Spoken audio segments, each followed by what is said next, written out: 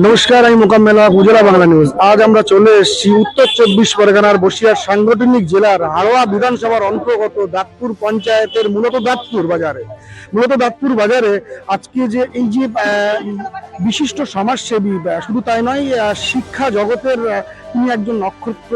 হাড়োয়া 121 বিধানসভার যিনি তৃণমূল কংগ্রেসের মনোনীত প্রার্থী মুফতি আব্দুল মাতিন সাহেব, এই যে মূলত মুফতি আব্দুল মাতিন সাহেবের সমর্থনে বারাসাত ব্লক 2 এর তৃণমূল কংগ্রেসের সভাপতি মনিরুল ইসলাম মনি মহাশয়ের নির্দেশে ও দাঁতপুর পঞ্চায়েতের অঞ্চল সভাপতি আমিনুল ইসলাম মহাশয়ের নেতৃত্বে মূলত দাঁতপুর এই যে 3-4টে বুথ, এই 4টে বুথ মিলিতভাবে এই যে দাঁতপুর যে বাজার, এক কথাই বলে যে দাঁতপুর যে যাত্রী প্রতীক্ষালয়, সেই যাত্রী প্রতীক্ষালয়ের সম্মুখে একটি সভামঞ্চ অনুষ্ঠিত হয়।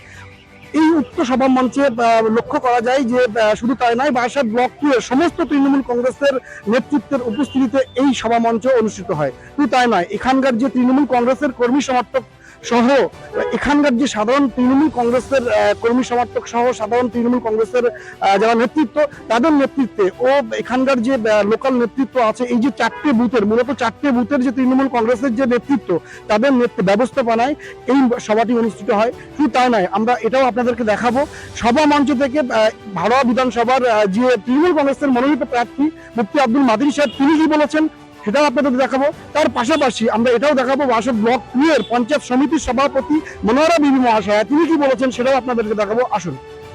পঞ্চায়েতের এখন দাঁতপুর বাজারে একটি পথসভা হলো, পথসভায় জনজোয়ারে এটা ঠিক পথসভা মানে সামগ্রিকভাবে অনেক কিছু জুড়ে নয়, জাস্ট দাঁতপুর বুথের একটা পথসভা। সেখানে মানুষের যেভাবে উপচে পড়া ভিড়, মায়েদের এবং ভাইদের আলোচনা শোনা, একে একে যে সমস্ত বক্তারা বক্তব্য রেখেছেন, শ্রোতা মণ্ডলী খুব শ্রদ্ধার সঙ্গে এবং শুনেছেন, এবং মানুষের চোখে মুখে একটা ভাবভঙ্গিমা ফুটে ওঠে। মানুষের ভিতর কি কথা বলে তা মুখে অনেকটাই অংশে ফুটে ওঠে। তাতে দেখে মনে হয়েছে এখানকার যা জনগণ আমার চোখে আজকে পড়লো, তা সম্পূর্ণ 100%ই তৃণমূল কংগ্রেসেরই এরা সাপোর্টার, এরা ভোটার, এবং আসছে নির্বাচনে বিজেপি RSS শক্তিটাকে চূড়ান্তভাবে পর্যবেষ্ট করার জন্য তারা একেবারে যুদ্ধংদেহী মনোভাব নিয়ে তৈরি আছে। শুধু 29 এপ্রিল দিনটা আসার অপেক্ষা করছে।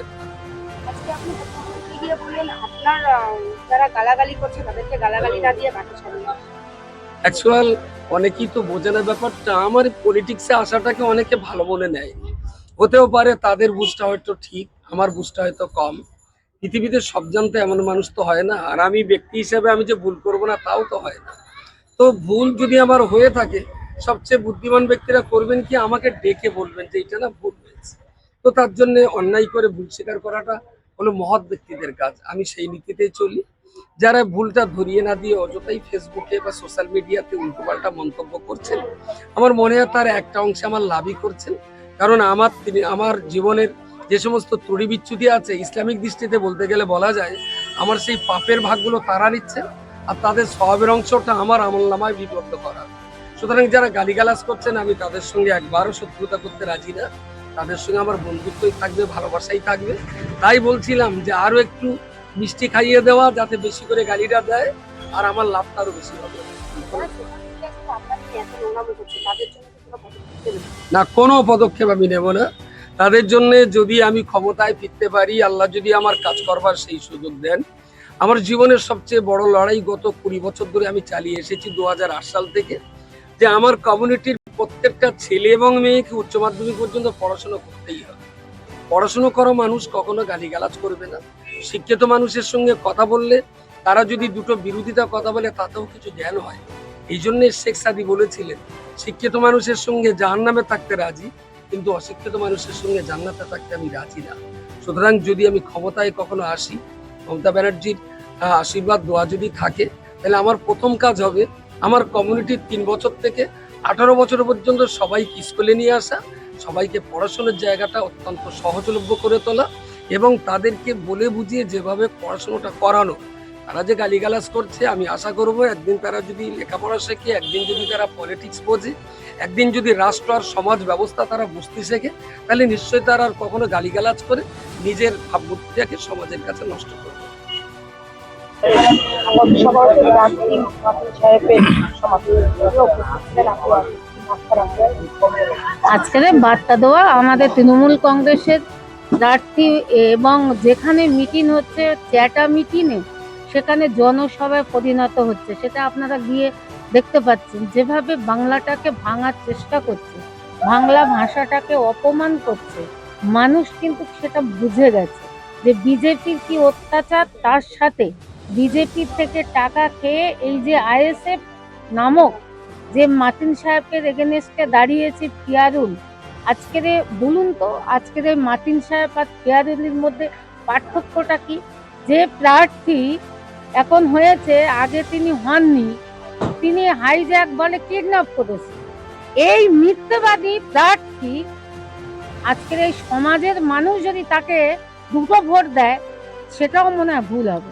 এটা আমাদের চোখ দিয়ে আমরা দেখতে পাচ্ছি যে এই বাংলায় একমাত্র মমতা বন্দ্যোপাধ্যায় আছে, যে বাংলা ভাষাটাকে সম্মান দিয়ে অ্যাডজাস্ট করে একটা ছাতার তলায় রাখার একমাত্র নেত্রী, সে হচ্ছে মমতা বন্দ্যোপাধ্যায়। বিজেপির ওদের মানে ইডি আছে, সিবিআই আছে, সিডি আছে, প্রত্যেকের বাড়ি বাড়ি পাঠিয়ে দিচ্ছে এবং তার সাথে বলি ওদের কারি মানে ক্ষমতা, কোটি কোটি টাকা, ওদের ব্যাপারটাই আলাদা। ওরা বাংলার মানুষের মানুষ বলে গণ্য করে না। তার প্রতিদান এখন দেখছেন প্রত্যেকটা জায়গায়। এই এসআইআর করে যেভাবে মানুষের মনের মধ্যে যে একটা ভুল বার্তা দিচ্ছে, তারা এখন প্রচার করে বেড়াচ্ছে যে মমতা বন্দ্যোপাধ্যায় ওদের নামটা কেটে দিয়েছে।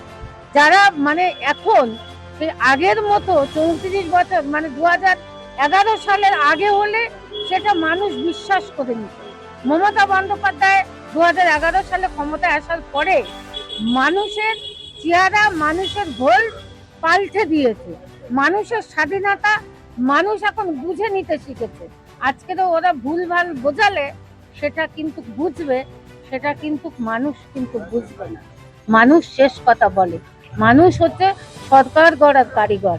দেখবে এই 29 এপ্রিল ভোট, আর 4 তারিখে দেখবেন এখানে এখানে যে বসে আমরা কথা বলছি, 4 তারিখে দেখবেন এখানে আবিরে, সবুজ আবিরে আবির মেখে আমাদের তৃণমূল কংগ্রেসের কর্মী যারা আছে তারা আনন্দ উৎসব করবে।